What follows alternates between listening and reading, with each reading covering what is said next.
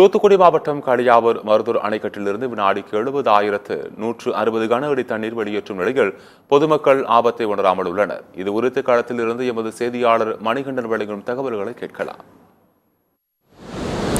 தூத்துக்குடி மாவட்டத்தின் முதல் அணைக்கட்டாக கருதப்படும் அந்த மருதூர் அணைக்கட்டில் நாம் நின்று கொண்டிருக்கிறோம்.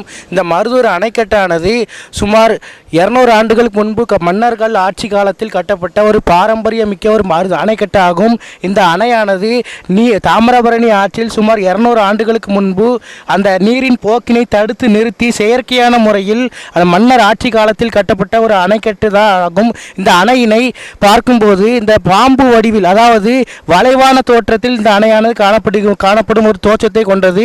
இந்த அணைக்கட்டில் தற்போது நெல்லை மாவட்டத்தில் பாபநாசம், மணிமுத்தாறு உள்ளிட்ட பல்வேறு அணைக்கட்டுகளில் இருந்து தண்ணீர் திறக்கப்பட்டுள்ளதை முன்னிட்டு இந்த நெல்லையில் இருந்து சுமார் 80,000 கன அடி தண்ணீர் வெளியே திறந்துவிடப்பட்டுள்ளது. தற்போது நாம் நின்று கொண்டிருக்கும் இந்த மருதூர் அணைக்கட்டு பகுதியில் சுமார் 55,000 கன அடி நீர் வந்து கொண்டிருக்கிறது.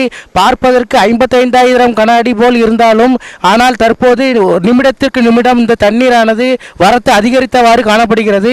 இந்த அணைக்கட்டில் இந்த நின்று கொண்டிருக்கும் பொதுமக்கள் அனைவரும் அந்த ஆபத்தை உணராமல் அந்த அணையில் அந்த வியூவை, அதாவது அந்த அழகை ரசித்து கொண்டு பார்த்து வருகின்றனர். இந்த அணைக்கட்டின் சுற்றுவட்டார பகுதிகளில் இருந்து அனைத்து மக்களும் பார்த்து ரசித்து வருகின்றனர். மேலும் இந்த அணைக்கட்டு பகுதிக்கு நாம் பிரத்யேகமாக வந்துள்ளது எந்த காரணம் என்றால், இயற்கை எழில் மிகுந்த ஒரு அணைக்கட்டினை நாம் சத்தியம் தொலைக்காட்சி வாயிலாக மக்களுக்கு தெரியப்படுத்த வந்திருக்கிறோம். சத்தியம் தொலைக்காட்சிக்காக நான் மணிகண்டன்.